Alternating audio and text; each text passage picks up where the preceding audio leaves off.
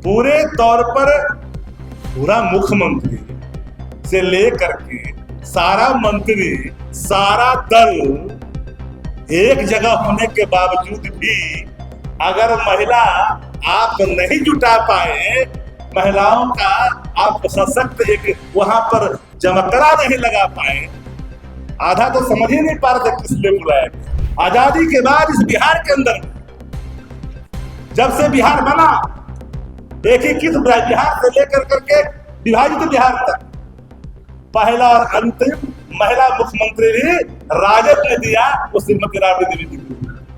राष्ट्रीय जनता जानना चाहता है कि आखिरकार कौन सी ऐसी मजबूरी थी कि जिस बिल को सर्वसम्मति से 2023 में पारित कर दिया गया, राष्ट्रपति की मंजूरी मिल गई, जो 16 अप्रैल को अधिसूचना क्यों जारी। सवालें सत्ता प्रतिष्ठान से होती है, सवालें विपक्ष से सिर्फ विपक्ष का दायित्व सत्ता प्रतिष्ठान की नाकामियों को आम जन के बीच में रखना होता है।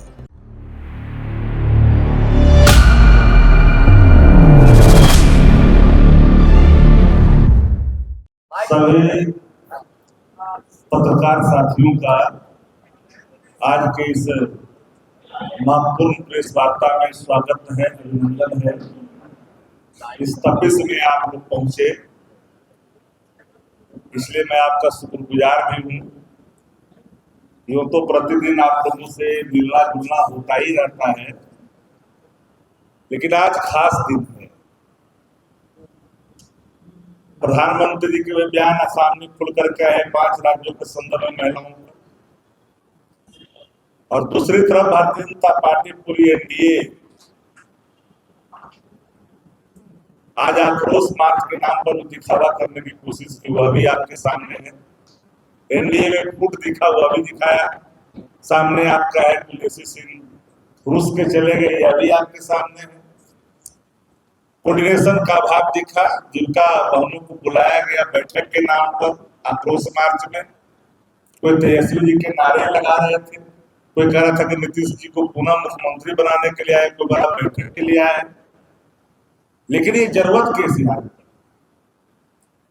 जिस बिल को, जिस महिला आरक्षण बिल को पूरे विपक्ष ने मिलकर करके लोकसभा राज्यसभा 2023 में पारित कर दिया,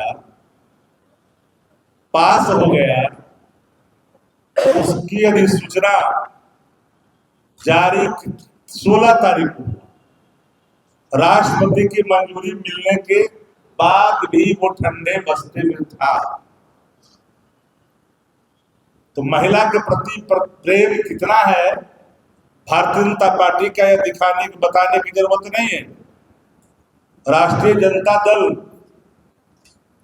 सबसे अधिक महिलाओं का प्रतिनिधित्व देने में बिहार में आगे है। चाहे लोकसभा का सवाल हो, विधानसभा का सवाल हो, विधान परिषद का सवाल हो, आज भी 41 हमारे आंकड़े प्रतिशत के रूप में 17% हम लोगों ने 2025 के चुनाव में टिकट देकर के साबित किया। कितना दिया भारतीय जनता पार्टी? जितने सीटों पर लड़ाई है लोकसभा में, विधानसभा में, जरा प्रतिनिधित्व का जरा आंकड़ा निकाल करके सार्वजनिक करे, महिलाओं के प्रति प्रेम का, सहभागिता का अपना जारी करे। प्रेस बड़ी चुनौती है भारतीय जनता पार्टी से। सीधे तौर पर महिला विरोधी जिनके आचरण रहे हैं मणिपुर में, महिला विरोधी आचरण इनके पहलवानों के मामले में निकला, महिला विरोधी आचरण इनका उत्तर प्रदेश में निकला, और उसके बावजूद भी महिलाओं के नाम पर 5 राज्यों के चुनाव को ध्यान में रखकर डिलिमिटेशन यानी परिसीमन को ध्यान ला करके उसके आगे महिला बिल ला करके क्षेत्रीय संतुलन बिगाड़ने की नापाक कोशिश करना चाहते थे। उत्तर भारत में और दक्षिण भारत में ये झगड़ा लगवाना चाहते थे, टुकड़े टुकड़े गैंग में बदलना चाहते थे। विपक्ष सत्ता प्रतिष्ठान का वो दर्पण होता है जिसे हर चीजों को ख्याल करना पड़ता है देश हित में। संविधान को बदलने की नापाक कोशिश को पूरे विपक्ष ने समझा कि जब महिला आरक्षण जब पास हो गया है तो फिर से महिला आरक्षण नारी बंधन अधिनियम लाने की जरूरत कैसे आ पड़ी। जो हमारे वर्तमान में लोकसभा की जो स्थिति है उसमें आपको देने में क्या दिक्कत हो रही थी कि 5 राज्य को चुनाव में ध्यान में के आनंद फानंद में लाया गया निर्णय क्या था। और आज आप सभी पत्रकार साथी इस बात के गवाह हैं कि कारगिल चौक पर नियम के विरुद्ध सत्ता पक्ष के लोगों ने आने जाने वाले लोगों को तकलीफें दी है, दर्द दी है और वहां पर अपना एहसास कराया है कि बिहार में सत्ता भाजपा की है। बीच सड़क पर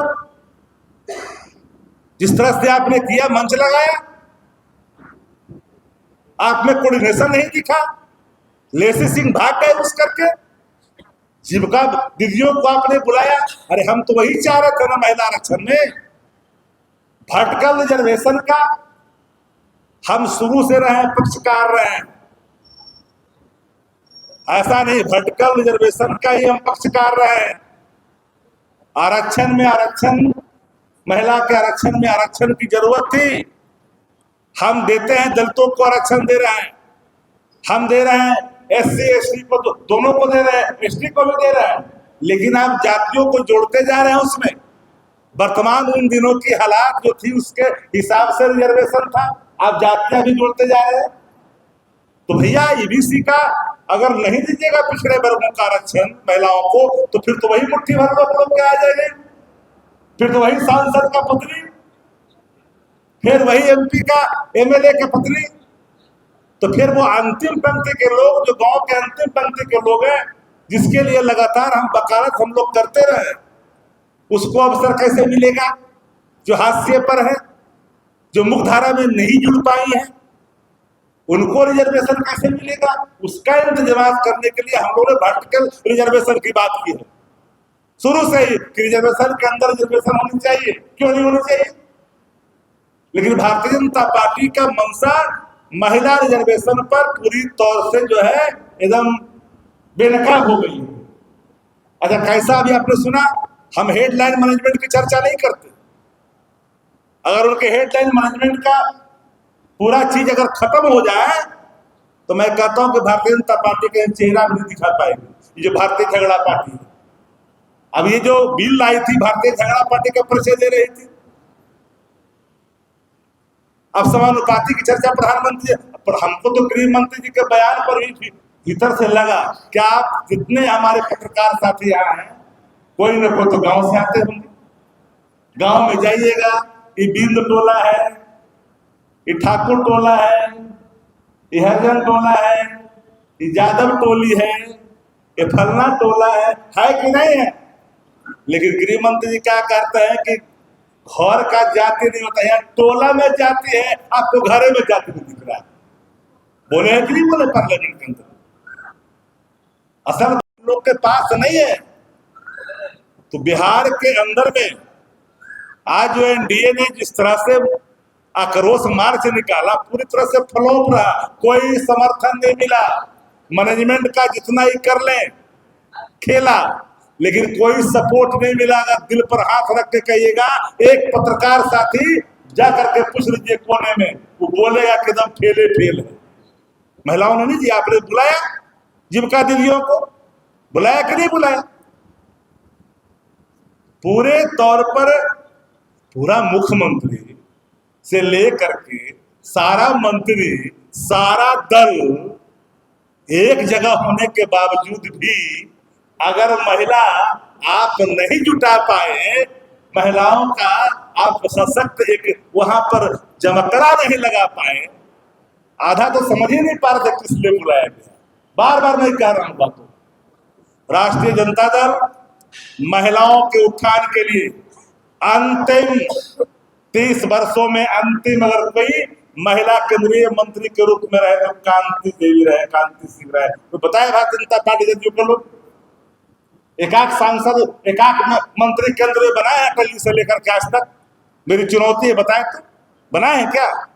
एक महिला को आजादी के बाद इस बिहार के अंदर में, जब से बिहार बना, एकीकृत बिहार से लेकर करके विभाजित बिहार तक, पहला और अंतिम महिला मुख्यमंत्री भी राजद ने दिया, वो श्रीमती राबड़ी देवी जी। और महिला सशक्तिकरण की बात करते हो। महिलाओं के प्रति आपके नजरिया जिस रूप में है, मणिपुर में हथरस में लोगों ने देखा है, पहलवानों के साथ भी बदसलूकी ने देश ने देखा है।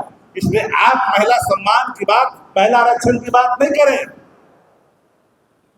राष्ट्रीय जनता जानना चाहता है कि आखिरकार कौन सी ऐसी मजबूरी थी कि जिस बिल को सर्वसम्मति से 2023 में पारित कर दिया गया, राष्ट्रपति की मंजूरी मिल गई, जो 16 अप्रैल को अधिसूचना क्यों जारी?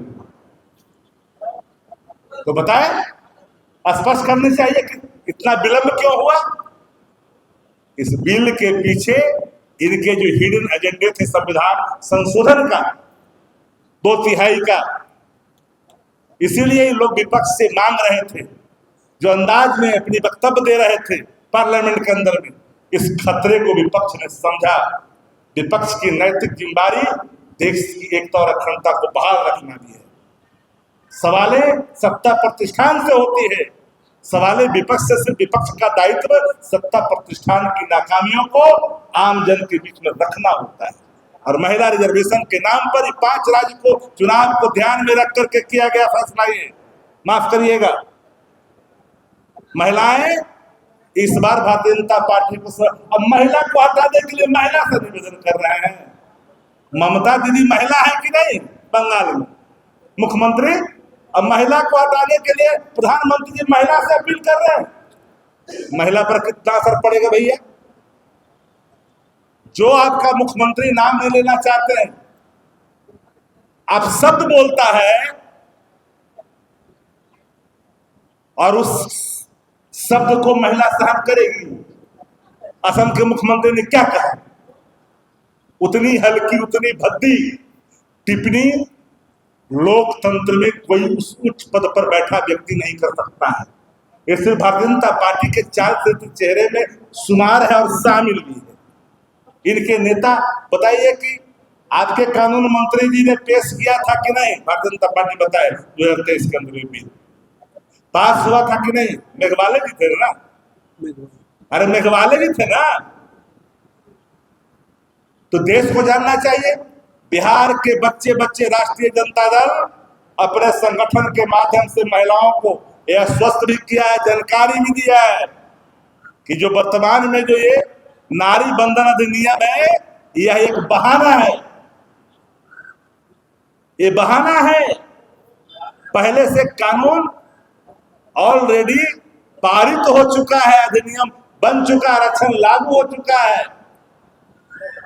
इसे राष्ट्रीय जनता दल ने इन चीजों को समझा है और पूरी भारतीय जनता पार्टी आज जो है अपनी ताकत का आजमाइश किया।